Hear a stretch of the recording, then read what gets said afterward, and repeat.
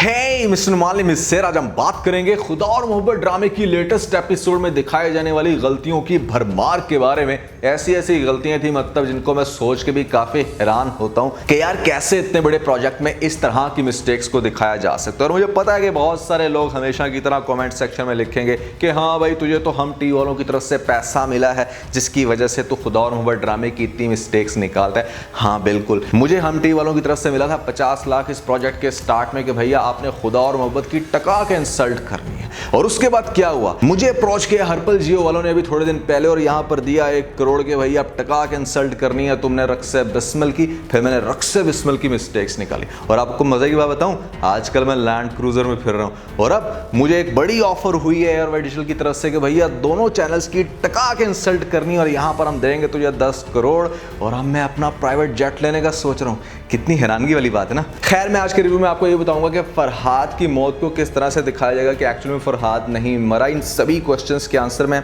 आज के शुरू में करने वाला हूं। फिर जो नए लोग आए मेरे चैनल पर जल्दी से दबा दें सब्सक्राइब का बटन, प्राण जैसे कि इंस्टाग्राम पे फॉलो यहाँ @नुमालिम, क्योंकि आपके सभी क्वेश्चंस के आंसर मैं वहां पर करने वाला हूं। वीडियो करते जल्द से लाइक ताकि हम स्टार्ट कर सकें बहुत ही सुपर डुपर रिव्यू। तो चले आगे बढ़ते हैं।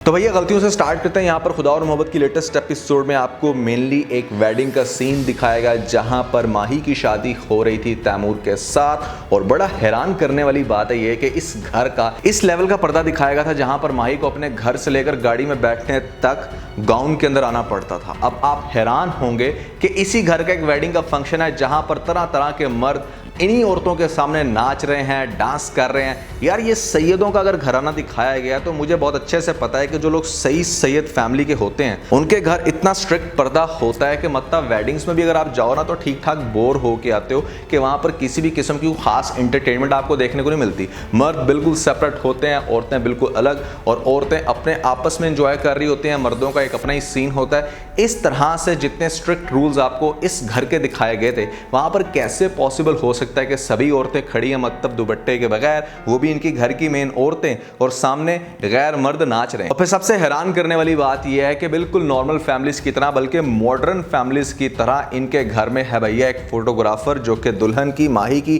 बड़े मजे मजे से डिफरेंट एंगल से पिक्चर्स ले रहा है बिल्कुल माही के सामने। यहां पर अब माही का किसी से भी कोई पर्दा नहीं है। और एक और इंटरेस्टिंग बात आपको देखने को मिलती है कि मतलब यहां पर ठीक है, जब उसने दुल्हन बनना ही था, उसने ड्रेस इतना बड़ा पहनना ही था, तो वहां पर कैसे ये पॉसिबल नहीं था कि वो मेहंदी को स्किप कर देती। हाँ ठीक है, आपको मेहंदी वाला सीन दिखाएगा जहां पर वो मेहंदी नहीं लगवाना चाह रही, लेकिन लगवानी तो है ना, दुल्हन तो बनना था ना। उसने जहां मेकअप किया था, जहां पर उसने ड्रेस पहना था, वहां पर मेहंदी भी तो ऑब्वियसली उसको लगानी थी। मेहंदी के बिना तो हर कोई क्वेश्चन करता है कि भाई ये कैसी दुल्हन है जिसने मेहंदी नहीं लगाई। तो फिर कैसे आपको दिखाया जा सकता था कि माही के हाथों में नहीं लगी मेहंदी। और भैया एक ऐसी बात जिसने मुझे आज हिला के रख दिया कि इतना रिलीजियस घराना, इतनी रिलीजियस प्रैक्टिस को फॉलो करने वाला घराना कैसे इतनी बड़ी स्टुपिडिटी कर सकता है कि यहाँ पर 25 करोड़ हक महर के लिए डिमांड करे। मतलब मैं बड़ा हैरान होता हूँ इस ड्रामे के अंदर। ये जो आपको नूर महल दिखाया गया, ये पाकिस्तान का सबसे बड़ा महल है।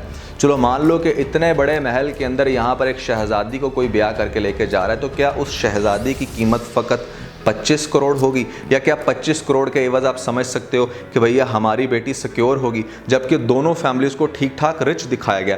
तैमूर की फैमिली भी इतनी रिच है कि मतलब उसकी कोठी को 200 करोड़ की कोठी होगी, और यहाँ पर आपको दिखाएगा जो नूर महल, इसकी तो मतलब कोई कीमत ही ना। इस घर के अंदर तो तरह तरह की सोने की चीज़ें मिलती हैं। अब इतनी अमीर फैमिली है दोनों साइडों पर, जहाँ पर ठीक ठाक बड़ा जश्न दिखाया जा रहा है शादी का, और वहाँ पर आपको दिखाया जा रहा है माही के भाई को 5-5 हज़ार के नोट उड़ाते हुए। तो भैया ऐसे में पैसे की कमी किसी के पास नहीं है। पहले नंबर पे तो 25 करोड़ की डिमांड होनी नहीं चाहिए थी। 25 करोड़ मीन कि आप 25 करोड़ के एवज समझते हो कि आपकी बेटी का फ्यूचर सिक्योर है। भैया ये तो हम जैसे मिडिल क्लास लोग करते हैं अपनी बहन बेटी की इज्जत सिक्योर करने के लिए कि ऐसे में तैश में आके अगला बंदा डिवोर्स ना दे दे, तो चलो हक महर के नाम पे थोड़ी सिक्योरिटी ऐड कर दी जाए। लेकिन जहां पर इतनी रिच फैमिली दिखाई जाती है वहां पर पैसे की तो किसी को भी टेंशन नहीं होती। और दूसरी बड़ी बात यह है कि जब ये इतनी रिलीजियस प्रैक्टिसेस को फॉलो कर रहे हैं तो वहां पर हक महर तो होना ही शरई चाहिए था। उसके बाद दिलावर यहाँ पर धाड़े मार मार के रो रहा, लेकिन उस बेचारे की आंखों से आंसू एक नहीं निकल रहा। या तो बेचारा इतना रो चुका है अब तक कि उसकी आंसू ड्राई हो गए और बिल्कुल भी अब मजीद कोई अंदर से आंसू नहीं निकल रहा उसका। अरे यार यहाँ पर इस बेचारे को कोई ड्रॉपर ही दे देते, उस बेचारे ने इतनी मेहनत करके इतनी कमाल की एक्टिंग की, अब उस गरीब का आंसू नहीं निकला तो कुछ फेक काम ही कर दो, उस सीन को तो खराब मत करो। अब नेक्स्ट एपिसोड में आपको बहुत अच्छे से पता है कि यहाँ पर जैसे मैंने आपको कहा था, और ये बहुत बड़ी प्रेडिक्शन है, इस वजह से आपको इस वीडियो को बार बार लाइक करना है, हर बार लाइक करना है। मैंने पहले ही बताया था कि जो दुश्मनियां चला रहा है ना यहाँ पर माही का भाई, यही माही के शौहर के कत्ल का बाइस बनेगा और वही कुछ आपको देखने को मिलेगा नेक्स्ट एपिसोड के अंदर, जहां पर अटैक करेंगे भैया और यहां पर मार देंगे तैमूर को। ये इमोशनल सीन होगा, हार्ट ब्रेकिंग सीन होगा। लेकिन माही का जो स्टिल बिहेवियर है, जो आपको खास तौर पे टीजर में भी देखने को मिलता है कि वो बार बार इस चीज़ को पॉइंट आउट कर रही है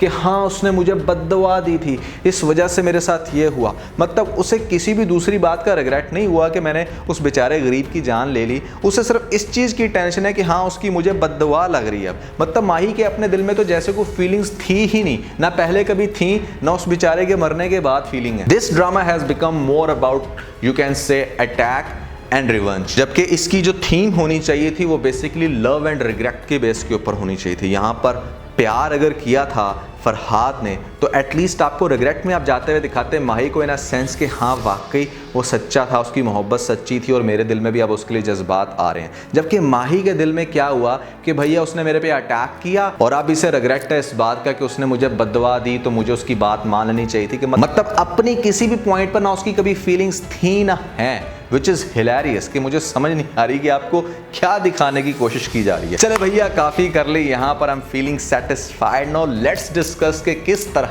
से फरहाद को दिखाया जाएगा कि वो मरा नहीं है। मुझे ऐसा लगता है कि जिस टाइम वो अपनी खुदकुशी करने की कोशिश कर रहा होगा ट्रेन के सामने, तो उस समय उसको कोई बचा लेगा। खुद हो सकता है कि ट्रेन के नीचे आ जाए लेकिन फरहाद को धक्का दे के बचा दे, और इसी समय उसके हाथ से मोबाइल या जो भी घड़ी हो वो उस बेचारे गरीब के हाथ में आ गई हो, जिसकी वजह से वो मोबाइल और घड़ी उसके पास से मिला। हो सकता है, मतलब इट जस्ट माई प्रेडिक्शन कि आपको इस तरह का सीन दिखाने की कोशिश की जाएगी। इसके अलावा there is no other option. आपको अब ये तो दिखाने से रहे कि हाँ फरहाद ही मरा है और वो आगे से उसकी एक और रूह आ गई है जो किसी दूसरे बंदे में चली गई है, लुक्स लाइक फरहाद। इस तरह का सीन आपको इंडियन ड्रामों में दिखाया जाता है, लेकिन पाकिस्तानी ड्रामों में ऐसा कुछ नहीं होने वाला। बहुत सारे लोग स्टिल समझ रहे हैं कि हाय फरहाद मर गया और या कोई फरहाद का हम शक्ल होगा और उसको माही से कोई भी लेना देना नहीं होगा, लेकिन माही को उसके अंदर फरहाद नज़र आएगा और वो पीर की जगह आ जाएगा। मतलब बड़े अजीबोगरीब मुझे मैसेजेस आ रहे थे और मैं पढ़ पढ़ के हैरान हो रहा था कि यार लोग क्या क्या सोचते हैं। ऐसा नहीं हो सकता, ऐसा बिल्कुल भी नहीं हो सकता, मतलब इसके 1% चांस भी नहीं है। आज के एपिसोड कैसी थी तो मैं कहूँगा हाँ ठीक है, अच्छा था, टाइम पास था, फ़ौरन से एपिसोड गुजर गई पता नहीं चला। लेकिन इतने बड़े प्रोजेक्ट पे आप कह लोगे अगर ड्रामा बना हो इतने बड़े बजट पे, तो यहाँ पर ऐसे भी सिर्फ वो टाइम पास नहीं होना चाहिए, कुछ थोड़ी सी स्टोरी भी दिखाया करो प्रोसीड हो रही है। आपने पिछले टीज़र में हमें दिखा दिया था कि हाँ इस तरह से अब आगे से तैमूर को गोली लगनी है, तो कम से कम वो वाला पोर्शन ही दिखा देते, वहाँ पर जाकर ही एंड कर देते। इतना भी क्या, अब आपने अपने मिनट्स को बचाना और फजूल में आपने ड्रामे की लेंथ बढ़ा दी, लोगों के फ्लैशबैक्स दिखा गए। तो यार इस तरह की हरकतें नहीं होनी चाहिए। वी नो कि डेफिनेटली आप ठीक ठाक पैसा कमा रहे हो, लेकिन थोड़ा सा तो यार एक हफ्ते बाद ड्रामा आ रहा है, लोगों की फीलिंग साथ ना खेलो, थोड़ा सा स्टोरी को प्रोसीड जरूर किया करो। तो आज के बस इतना है। अगर आपको इस वीडियो के अंदर कोई एक पॉइंट भी चल गया तो आप इस वीडियो को लाइक जरूर कीजिएगा और अपने दोस्तों के साथ ज़्यादा से ज़्यादा वीडियो को शेयर करने की कोशिश करें, स्पेशली उन दोस्तों के साथ जो पाकिस्तानी ड्रामास के बहुत बड़े फैन है। वैसे तो सब्सक्राइब बटन के ऊपर जरूर क्लिक कीजिएगा और कमेंट सेक्शन में मुझे अपना फीडबैक देना मत भूलिएगा। और ये सारे काम करने के बाद बेल जरूर प्रेस कर लीजिएगा ताकि लेटेस्ट अपडेट आपको सबसे पहले मिल सके। इसके साथ ही अपना बहुत सारा ख्याल रखें। Stay motivated and God bless you.